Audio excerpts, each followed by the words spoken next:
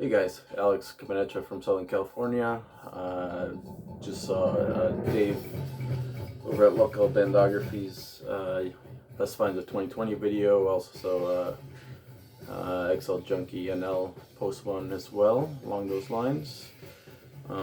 So I just figured I'd grab roughly 10 or 12 of my favorite finds of 2020. 2020 obviously a very challenging year for a lot of reasons. At the same time, it was kind of a great opportunity to find rare records and just things that you don't see often for sale. Under normal circumstances, I think unfortunately a lot of collectors and a lot of record shops were put in a spot where they had to sometimes sell off parts of their personal collections or things that they normally wouldn't have parted with, like I said, under normal circumstances. So I haven't been to a record store in 9 months. Some of them have been open on and off here in California. But yeah, so all of these are online finds basically over the last, basically since quarantine started here in March. Since it's gone on and off and it's back on right now. But I'll start with this one.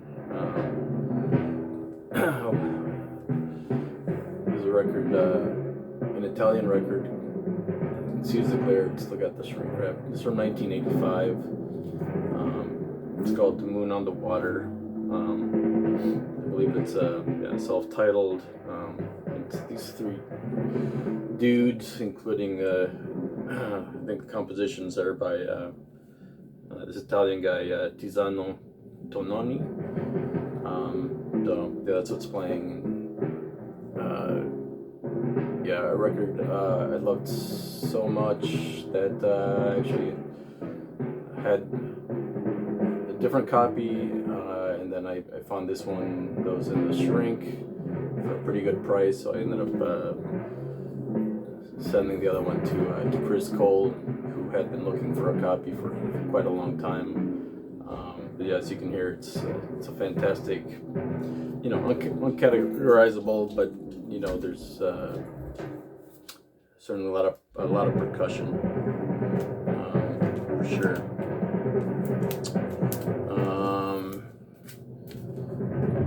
So I got a really beautiful copy of this one, which I know I showed during my entry for Rob's contest.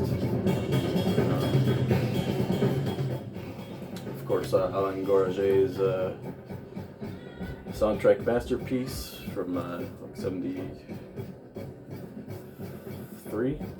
So this is a second pressing, and from what I understand, it's basically identical to the first pressing, other than it's got like a tiny 1978 marker on the bottom. But yeah, really happy to find this for a really good price, and like I said, yeah, it's in beautiful condition.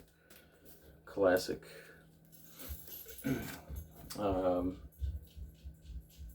I think I showed the reissue of this a few months ago, maybe even a year ago.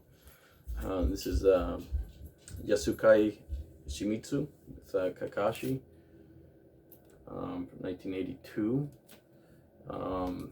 Another very hard to describe. I mean, it's there's elements of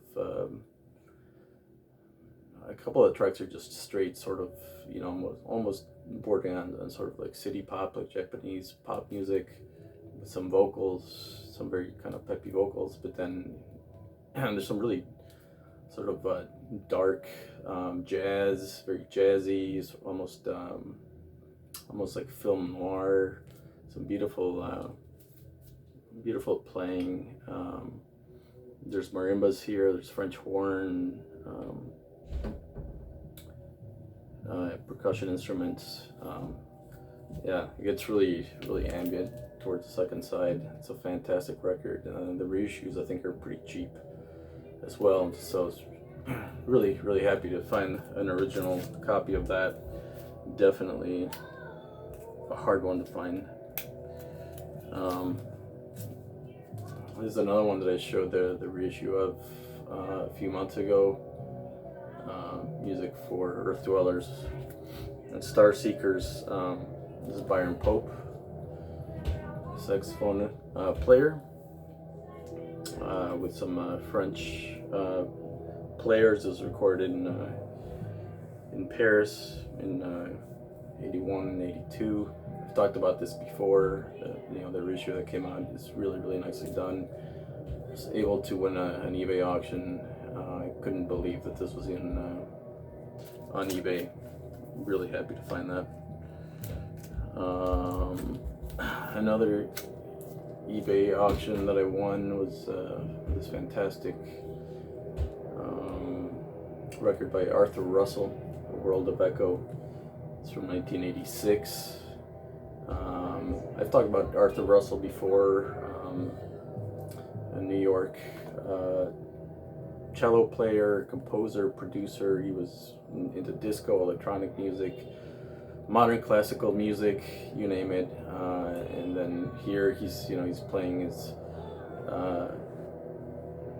electrified cello, and then he's got these incredible ethereal vocals. If you've never heard this record, I mean, it's incredible. It's absolutely incredible. I'm really happy to have an original copy of that. I had the reissue. There's reissues available, I think, pretty cheaply. In that same reissues video where I showed the Byron Pope, I know I showed the reissue of this one. Sorry about the glare again. Didn't have time to take all of these out of the sleeve, but so Dariush, Dolat-Shahi, electronic music for tar and Sehtar. Again, I already talked about this in the previous video, but really happy to find an original copy of on the Folkways label. It's a really nice condition. Some of my kids in the background, but yeah, there's the Folkways label. I think I played this before. Again, just one of the absolute best finds of the year for me. I absolutely love that record. Be remiss if I didn't show something that Stunty recommended this year. This is Emmanuelle Parrenin from I forget what year, 70 something, with Maison Rose. So Stunty played a little bit of this. It was a record I was vaguely aware of, and then when he played it early on in one of his videos, I was really intrigued, and I really was interested in finding a copy. There is a reissue, but I found this one at a really nice price because the seller was saying that it had water damage and stuff, but it really doesn't. It's quite clean. The record's in great shape. So elements of folk. I wouldn't call it acid folk, but it's folk, and then there's tracks that have electronics as well. It's a incredible, absolutely fantastic record. What else? Okay, so we got been through a huge Steve Reid kick. This is another one that I really didn't think I was gonna find anytime soon, and the prices have really gotten kind of crazy on pretty much anything on his Steve Reid's Mustic label. Prices have really shot up in recent years, so I had the reissue of this, and there's another one that popped up on eBay for a reasonable price. The most of it just kind of plain label, but fantastic lineup here with Ahmed Abdullah on trumpet, Steve Reid on the drums. Really nice copy of this. Great edition. Love that Mostovic label. Another jazz grill. This is one that I played 2 streams ago. Charles Tyler Ensemble. on Tyler's Akba imprint. Yeah, one that you don't see very often at all. I forget which track. I think I played Voyage from Jericho on my stream if you want to check that out. Yeah, and then I think my favorite track though is Return to the East, which is track 2 on side 1. Incredible lineup here with again Steve Reid on drums, Ronnie Boykins on bass, and Arthur Blythe on alto. Anything Arthur Blythe, especially from this late 70s period, is amazing. Unfortunately has not been reissued yet, and I got a good deal on it because you see some of the, there's a bunch of tape on the cover, but I do not care. I'm gonna play a little bit of this record.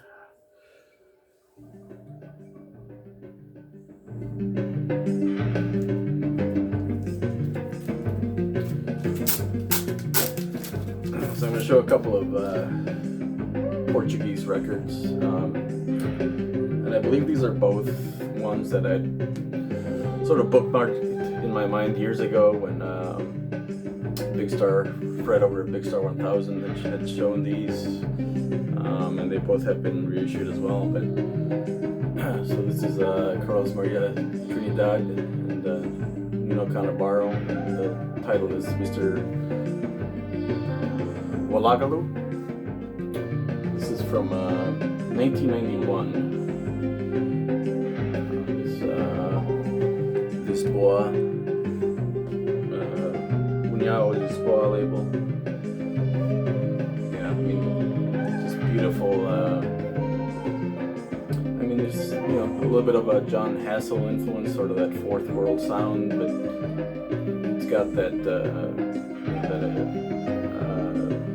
Iberic flavor that is so unique, to that part of the world. Portugal been really getting into Spanish, experimental music as well this year. But yeah, this is one of the best, I think, to come out of Portugal from that late 80s, early 90s period. Again, hard to describe, obviously, percussive elements, but then these beautiful compositions and arrangements by these two masters of that experimental scene in Portugal. And the other one is this one, Plux Quba.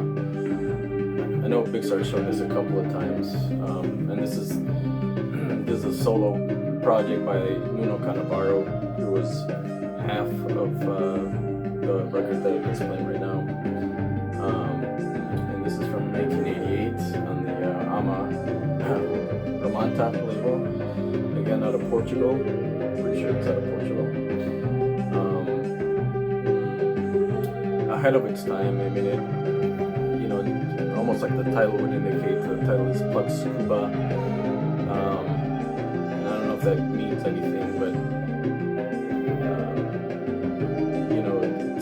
it sounds like Otaker. It sounds like Aphex Twin, but a decade earlier in parts. But again, I don't want to suggest that it sounds anything like that. It's like electronic music, just like that. But it's very much its own thing. But yeah, definitely check this out if you don't know it. And then these last two, and I played this one on my stream last week. Pauline Anastrom, aka Trans-Millenia Consort, is Plot Zero from 1983, and then these are fairly recent additions. These are both pretty hard to come by, and there was a seller in Wisconsin about a month ago that had a flip video on Instagram, and both of these were kind of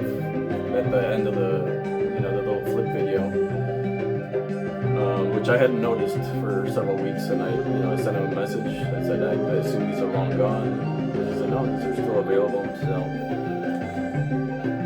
got both of them for a very fair price. Both in beautiful shape. This was a little bit damaged on the cover, but yeah, if you heard my stream or if you're curious, I played a full track on Pauline Anastrom. She passed away about a month ago now. And, yeah, these are both sort of early 80s experimental electronic, but yeah, some of the best of that genre and of that period. Absolutely. If you like, any of the German composers of the late 70s, early 80s, and Berlin school sound, but definitely check out Pauline Anastrom. There's a compilation out with a bunch of some of the best of tracks of a bunch of these records. This is a Spectre, so it's from also 1984. All right, 16 minutes. That's about long enough. I hope you guys enjoyed the needle drops. Hope everybody's well. Yeah, take care, everyone.